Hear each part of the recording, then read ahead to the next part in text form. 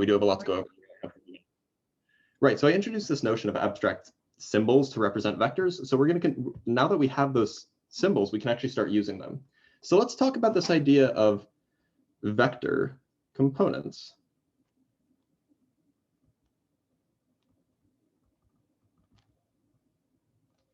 So vector components are a particularly useful tool, like being able to write vectors in terms of components. And so the reason why we suspect such things exist is that we should be able to calculate things symbolically.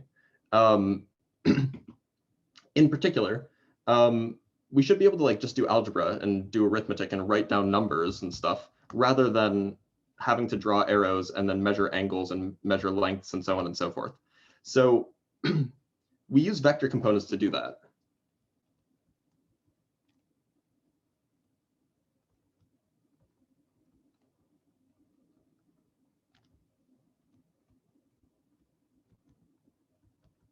So let's start by asking a different question.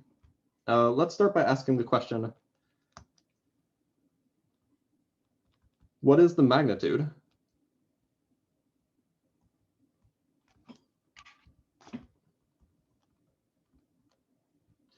of A plus B? So you have a vector A, you have a vector B, you want to add them together and find the magnitude of the resulting vector. So we could do that using some trig. So the way that we would do that is we would put A here, maybe B is the vector that points this way, and so the resulting vector in blue points that way. And we can find the length of that vector, which is just given by A plus B. We can find that length by using trigonometry. And so I believe it's the law of cosines. I can never remember. But the law of cosine says that the side length of one triangle is squared is equal to, sorry, one side, the length of one side of a triangle squared is equal to the sum of the other sides squared minus, I need more room.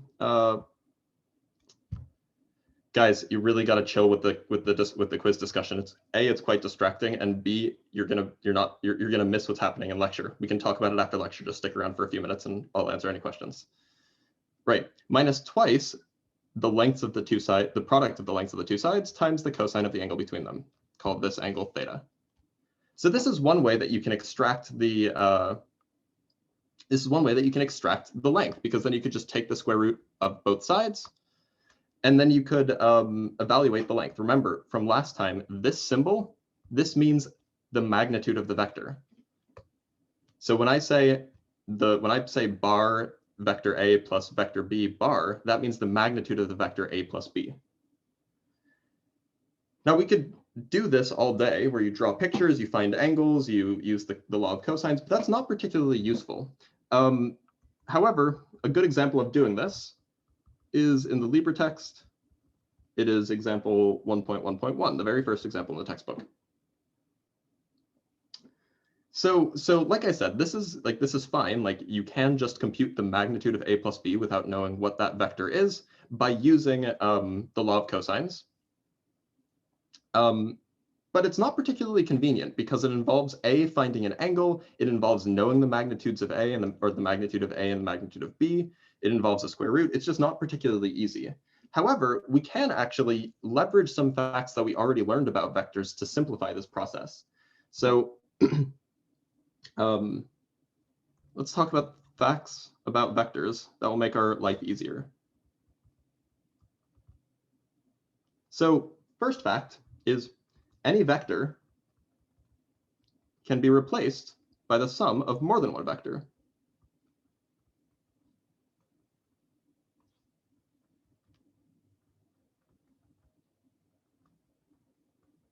Right, that perhaps because we already know how to add vectors together, it should seem relatively intuitive that if you have a vector like this, you could always replace it with a vector that looks like this, or with the sum of two vectors, right? You could just replace it with any two vectors. It could have been something like this, that vector plus that vector. It's fine. Like you can always replace one vector with more than one vector. That's safe, always doable.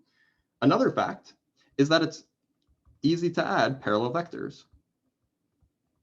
Easy to add parallel vectors. And that should also be relatively straightforward, because when you add two vectors, you stick the tail of one on the head of the other. And if they're aligned with each other, all you're doing is just adding the magnitudes, and the resulting direction is the direction of the original vectors, right? That would be like adding this vector to this vector results in this vector. So only the magnitude is changing, not the direction. A third fact, this is not quite related to vectors, but it's a very useful property, or a very useful fact, is that trig is easy with right triangles. Like, the rules for trigonometry are really straightforward once you start involving right triangles. And so what we're going to do is we're going to use these three facts, smush them together, and get something that's very, very easy to manipulate symbolically to handle vectors. So what we're going to do is we're going to select two or more perpendicular axes. So perhaps select an x-axis and a y-axis. Then we're going to break each vector up into a sum of vectors, each of which point in each of the axes. So we would say that, say, a vector can be written or can be broken up using this first fact.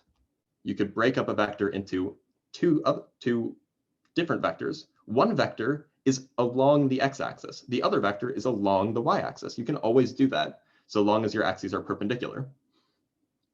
And then we can just handle those vectors that are along the x and y axis. So just to summarize, to handle vectors easily, you just pick, I'm just going to put perpendicular axes. Doesn't matter which axes they are. They don't even have to be x and y. They could be like tilted. But x and y is more standard. And break up each vector into a sum of vectors along those axes.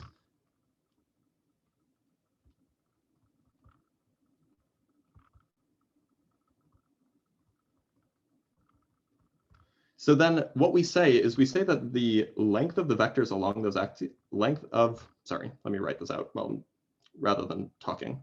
The length of the vectors along the axes, those are called the components.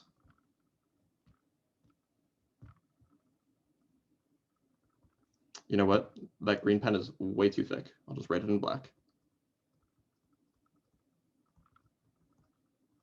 So those are the vector components, or the components of the vector. So let me give an example. So let's say that you have a vector like that. So a priori, that's just a vector. It doesn't have, there's no axes associated with it. It's just a direction and a magnitude, right? But we could just draw some axes. That wouldn't hurt anybody. So let's just draw some axes. Let's put one axis there, one axis there. Notice that they're perpendicular. Call this one x, call this one y. Right, so now we want to break up this vector into two vectors, one of which is in the direction of x and one of which is in the direction of y. So the obvious choice then is a vector that points this way, that's along x, and a vector that points this way. But the important part is if you add those two vectors together, the blue vector and the two blue vectors, you get the original vector back, right? Because you could just stack them on top. Oh, that's terrible. You could just stack them on top of each other and get exactly what you expected.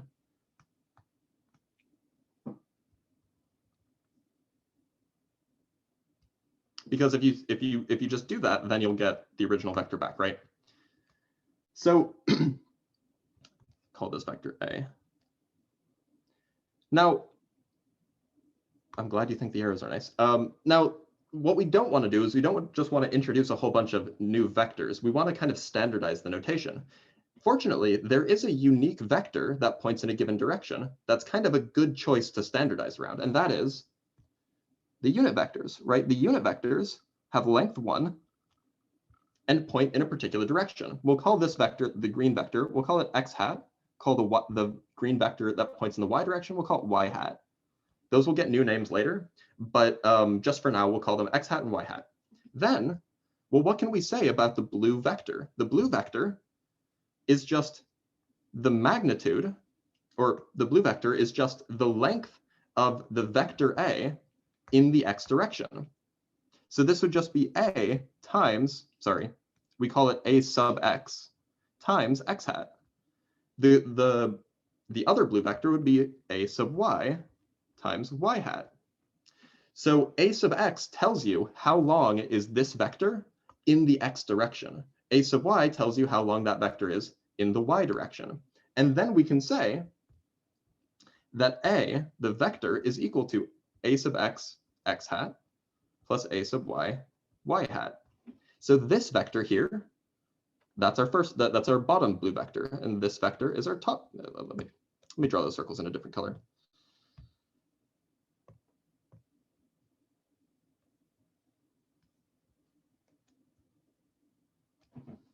And so you can see that the bottom blue vector, which is just a length, A sub x, in a direction, x hat, added to a length, A sub y, in a direction, y hat, those are the two vectors, the two blue vectors, gives you the third, or the total vector, A. If you had the two blue vectors going right and then up, is it considered to be in the same direction as A? Yeah. So when you say right and then up, it doesn't matter what order you add them in, is all I'm saying. The hat symbol indicates that it's a unit vector. So this x hat means it's a vector. It's just a name that we gave to a symbol. It represents the vector that has length 1 and points in the direction of the x-axis. Yeah, so a unit vector just tells you a direction. So in particular here, we have that the length of x hat is 1 and the length of y hat is 1. Okay, so yeah, because we know its magnitude precisely. We know its magnitude is 1. So what we can do then is, given any vector, we can just break it up into pieces. We can break it up into a piece that points in the x direction, and it points some amount in the x direction. So this distance here, and it points some amount in the y direction. And then we can just write that vector symbolically using those lengths and the unit vectors x hat and y hat. So let's just suppose that B can be written as the x component of B in the x hat direction and the y component of B in the y hat direction, right? So we have two vectors. We have A, which is ax x hat plus ay y hat. We have B, which is bx x hat plus by y hat. Okay, so now we can see what happens when we add them.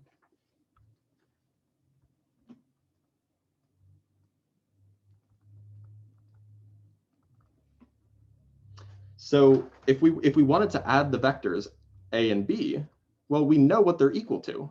This isn't like an equation. This is more of a definition. We're defining bx to be the direction of B in the x direction, by to be the direction of B in the y direction, and similarly for A. So it's not like three equations, three variables. It's really just two definitions and one equation. So we can write this as ax x hat plus ay y hat. That's what A is. And we add B. bx x hat plus by y hat. But now we can just treat all of these things as symbols that we can do normal addition to, right? We can factor out the x's and the y's. We can distribute, we can group, we can put parentheses and so on. And what you're left with is ax plus bx in the x hat direction, right? You're grouping those two terms, and then you're factoring out an x, plus ay plus by in the y hat direction. So this tells us how far does the vector a plus b point, or how much does the vector a plus b point in the x direction? Well, it's ax plus bx. How much does the vector a plus b point in the y direction? It's ay plus by.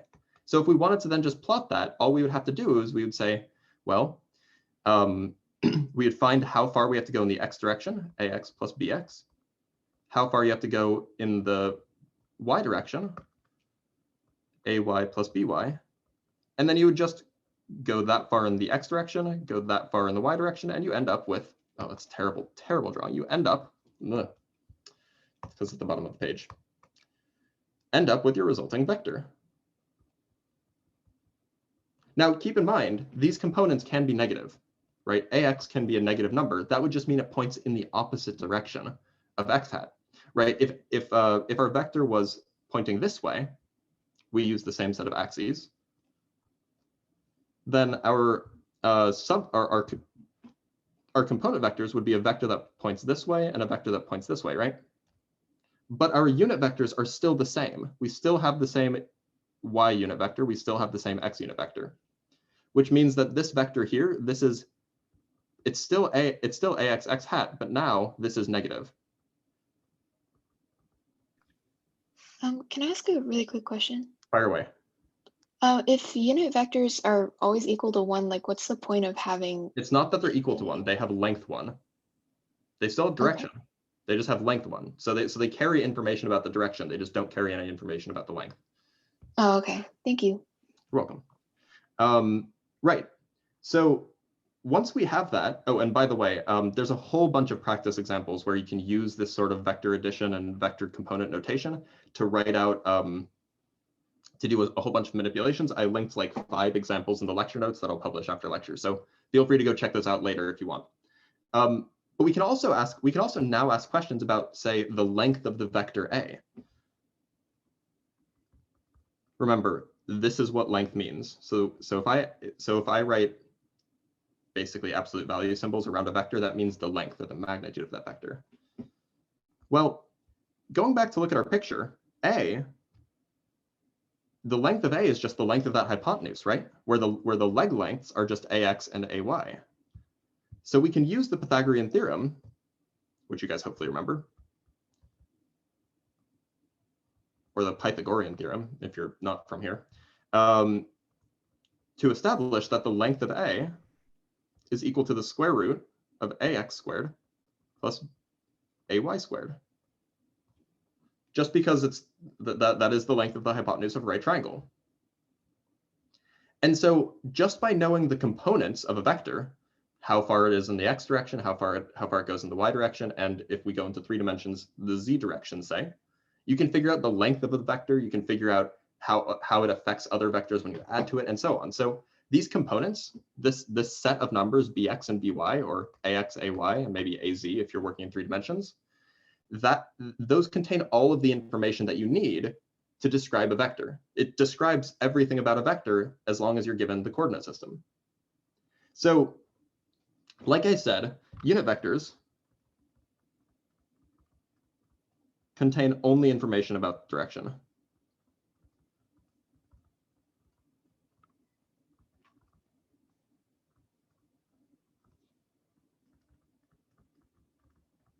So a unit vector doesn't have units, like I said last time. It doesn't have a magnitude. Well, it does have a magnitude.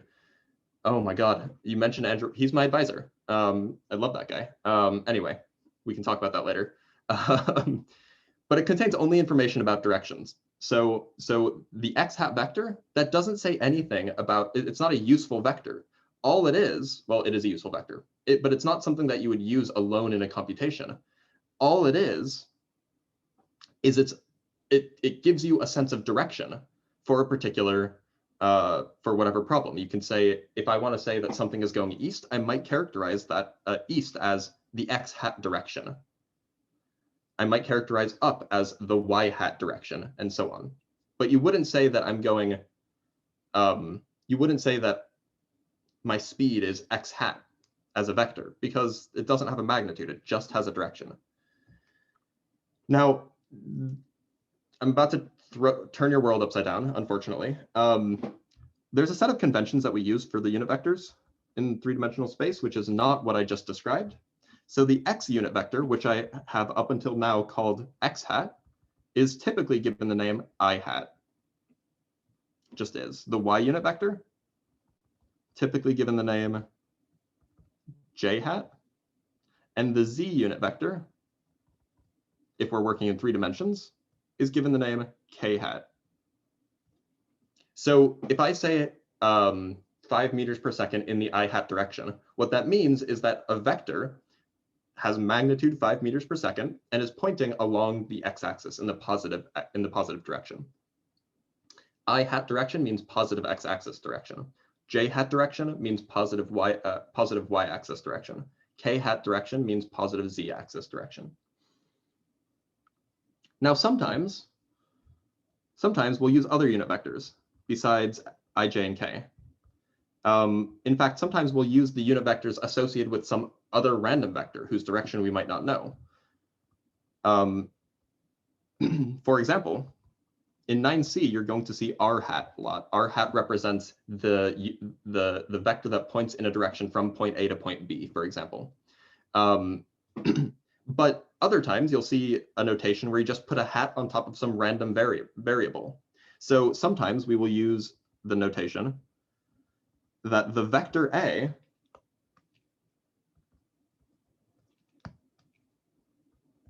is equal to A times A hat.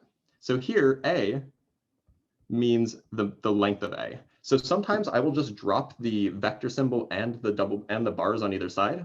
That's to indicate that it's just the magnitude. And usually from context, it should be clear what I'm talking about. Like if I've mentioned a vector r, and then I just have a vector without a symbol r on it, that means the length of that vector r.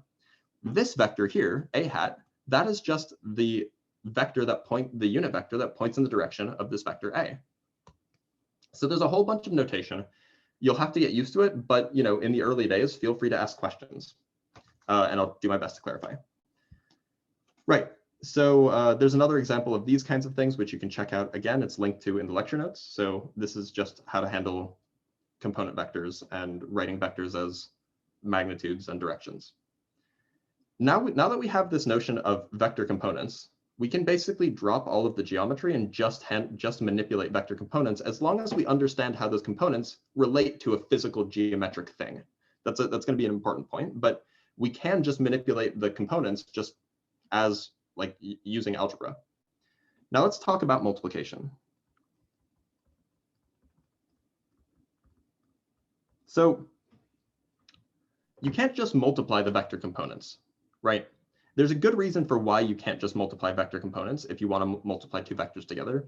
And that's basically that the number that you get out, or the vector that you would get out, depends on your choice of coordinate axes, depends on your x and y axes and maybe your z axis. But those were the choice of axes doesn't actually matter, right? I could have done coordinate axes that point this way, and the vector still represents the same geometric object. It still points up and to the left. It still has the same magnitude. It's just written in a different way using a different set of coordinates. So whatever multiplication procedure we develop, it shouldn't depend on what choice of coordinates we use. So you can't just multiply the components together because it will depend on the coordinate choice. However, there are two ways that you can uniquely combine two vectors to get something else out in a way that is akin to multiplication. And it doesn't depend on the choice of coordinates that you've used. So let me just, oops, I do not want to be using purple. By the way, someone's microphone is on and I hear background noise.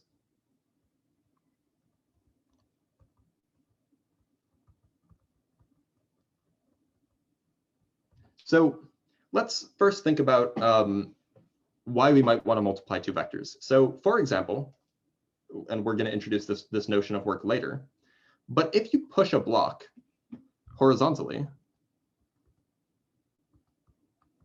on the ground, right? God, that person has long arms. You're pushing on your block. The amount of work that you do is basically the distance that you push it times the force that it's being pushed, or that you're pushing with. However, what if instead of pushing this big block, so this is F times D, I'm not going to use a dot. But what if you're pushing a little block that you have to push down? God, why can I only draw people with giant arms? If you're pushing a smaller block, you're pushing down and to the right. Force is a vector. It has a direction because you're pushing in a direction and you're applying, and it has a magnitude, but it's only moving to the right.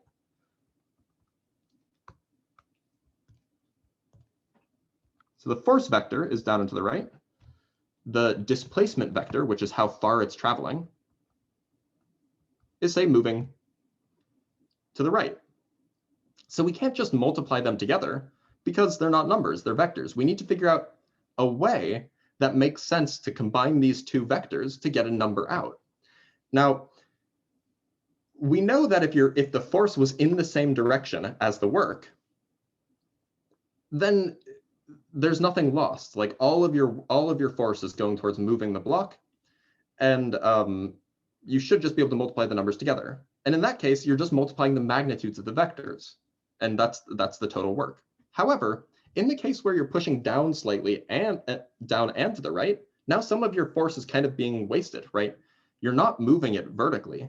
You're only moving it horizontally. So all of the force that you exerted downwards is wasted. We need some way to account for that. We need some way to combine the force vector and the displacement vector in a way that captures that only the part of the force vector that's in the direction of the displacement vector counts. And yeah, you guys are all saying that it's the dot product x component. These are all correct. We're just going to try to formalize it. So to capture this phenomenon, we're going to introduce the notion of projection.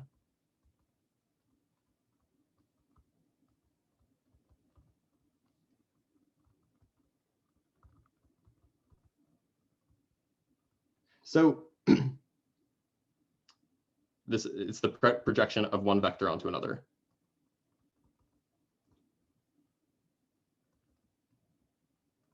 So if you have one vector and you project it onto another, what you really should be thinking about is you should think about the amount of one vector that points in the same direction as the other vector, right? And this is exactly what we need to characterize the amount of force that points in the direction of the displacement vector, right? Let me write that down so you guys can have it for your notes. This is the amount one vector points in the direction. Yeah, amount one vector points in the direction of another vector.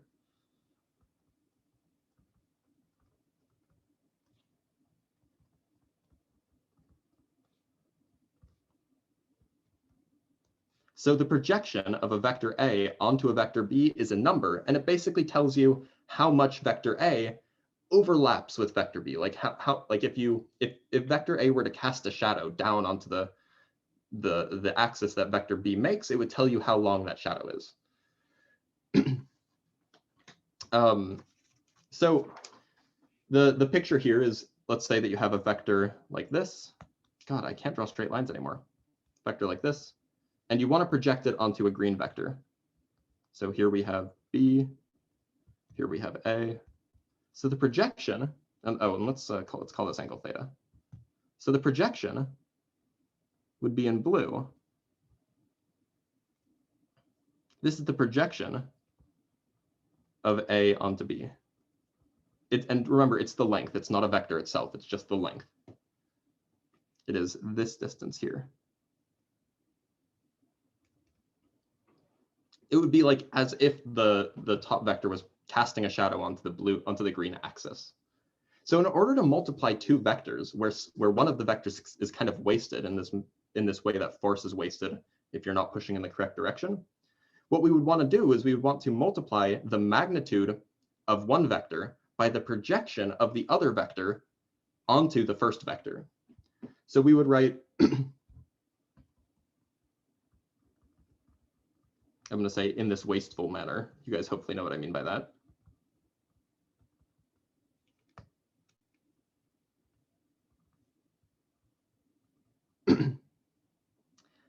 What we do, yes, if the vectors are perpendicular, the projection would be 0. That's precisely it.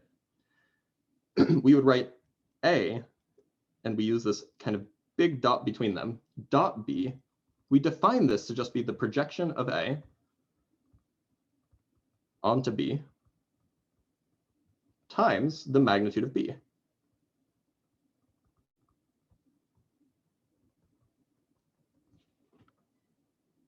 Yeah, so we can use, you can use geometry. You can actually figure out the length of the projection, or rather what the value of the projection is, by just doing some trig. So, right, projection is just the projection of a vector A onto a vector B is just the length, in this picture, it's the length of the blue line.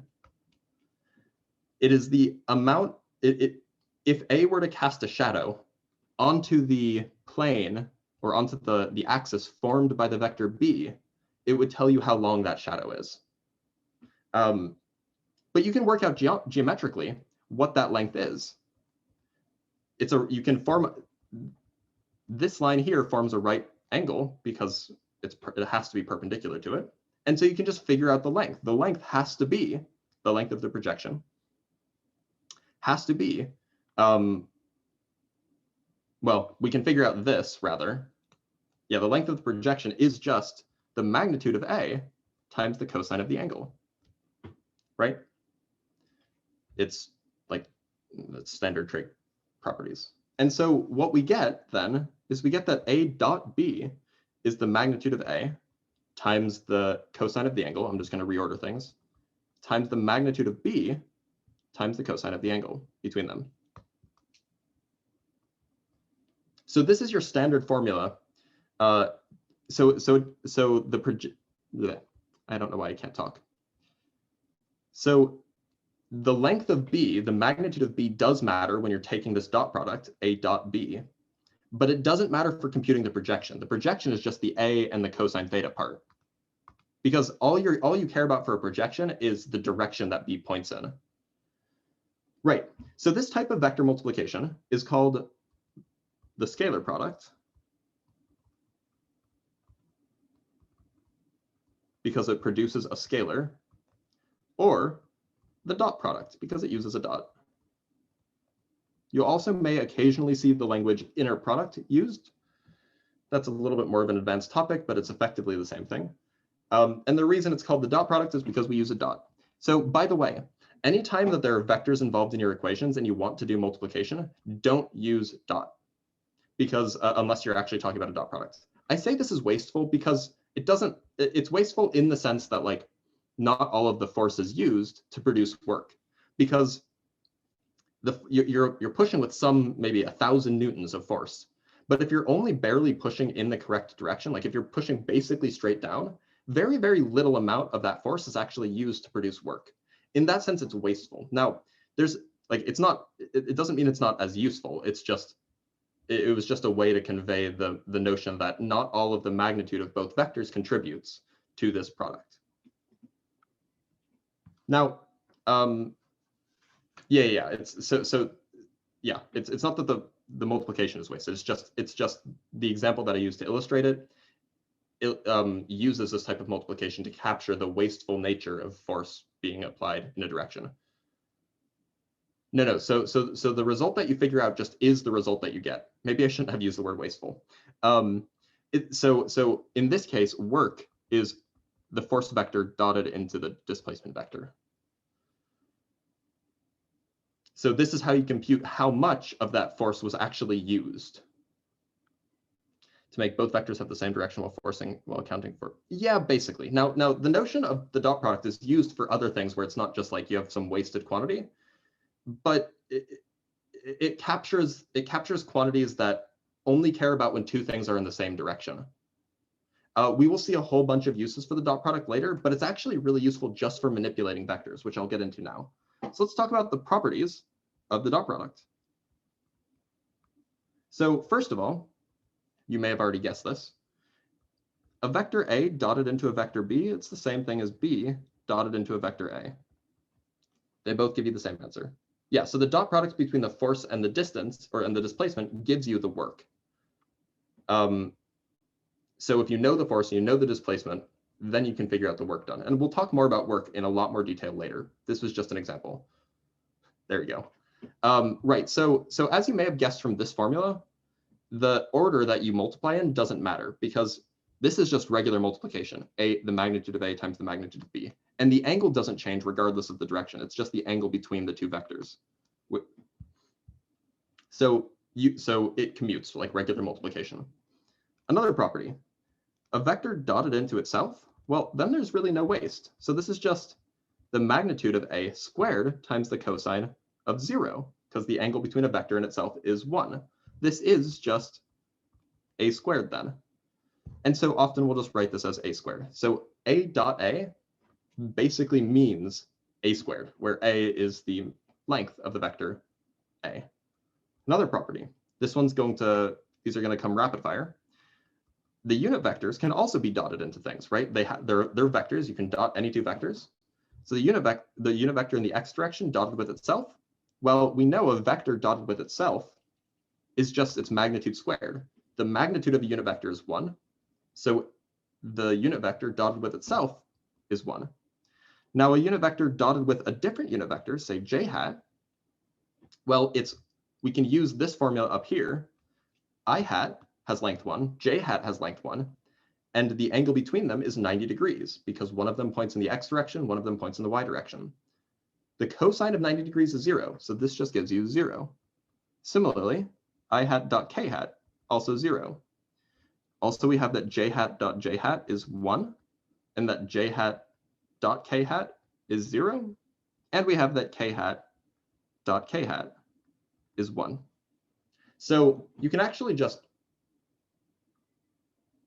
figure out whether the dot product is 1 or 0 for unit vectors by are they the same vector or not. That's what it means for them to be perpendicular unit vectors. No, the dot product is not only used for force, it's used everywhere. It was just the simplest example I could come up with. Right. Also, another property, the dot product distributes over addition, which is really useful because it means that you can just do a lot of manipulations all at the same time. And in fact, we can use this. We can use the dot product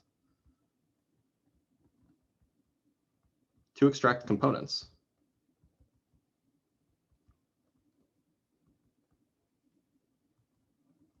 So let's say that we don't know what AX, AY, and AZ are.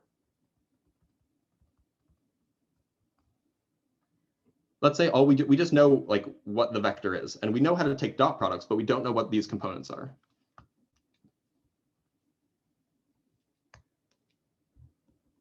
So if A is that, then, well, the vector A dotted with the unit vector I, well, that is just AX I hat plus AY J hat plus AZ K hat dot I hat. We know that the dot product distributes over addition, and so we can just distribute it across as we normally would with regular numbers.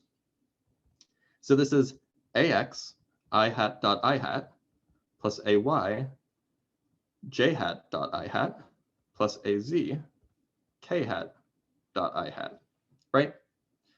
Now we know what I hat dot I hat is. That's just 1. We know what j hat dot I hat is because we know what I hat dot j hat is. I hat dot j hat is 0, and we know it doesn't care about order, so j hat dot I hat is 0. So this is times 1 plus AY times 0. Similarly, k hat dot I hat is also 0. So this is plus AZ times 0, or put another way, this is just AX. So in particular, the component of a vector is really just the dot product of that vector with the unit vector in the associated direction. It's a really strong, a really powerful way that you can actually produce or extract components just by taking dot products. We can also just calculate A dot B directly too, without having to actually figure out, for example, the magnitude of A, the magnitude of B, the cosine of theta. It's just a symbolic thing. So A dot I hat, the vector A dot I hat is just a thing that you can calculate. It's just just like how you can add 5 and 9. It's just, those are like, they don't mean anything. It's just 5 and 9. You can take the dot product of the vector A and I hat. And so you can actually use that to extract that component, the x direction component of the vector A. We can also calculate A dot B directly. So let's do that. Let's just assume that A is, let's only work in 2 dimensions just because otherwise it'll take forever to write out. And let's let B be bx I hat plus by j hat. Sorry, I know that we're done, and we'll continue next time, but I do want to finish out writing this equation, and then we'll continue. So A dot B, well, we know what A is, we know what B is, and then we can basically use FOIL. So this is AX I hat plus AY j hat dot BX I hat plus by j hat. So we're using this notion of components combined with the notion of the dot product to just efficiently calculate a dot b. So now we're just going to use FOIL, first, outer, inner, last. So first is ax bx I hat dot I hat, right? Taking just the first term, and I'm just putting the components out front because they're just numbers. You can multiply them around. Outer is ax by I hat dot j hat. Inner is ay j hat, sorry, ay bx j hat dot I hat. And then last is ay by j hat dot j hat. So now we can look at what these dot products are. I hat dot I hat is 1. I hat dot j hat is 0. J hat dot I hat is 0. J hat dot j hat is 1. So this works out to be ax bx plus ay by. So it turns out, actually, the dot product is the dot product of two vectors for which you know the components is really easy to compute. All you do is you multiply the corresponding components with each other and then add those products together. So if A was ax I hat plus ay j hat plus az k hat, and B was the same but with B's, it would just be ax bx plus ay by plus cy, or plus ax bx plus ay by plus az bz. That would be the dot product. And then you don't actually need to go and compute the magnitude. You don't need to find the angle. You can just do it symbolically without having to do any geometry.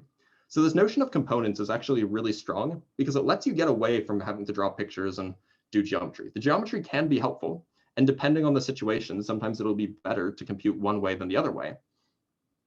But they both work and they give you the same answer. Okay, so by the way, I'm going to end lecture here because we are over time, but I'll continue answering questions.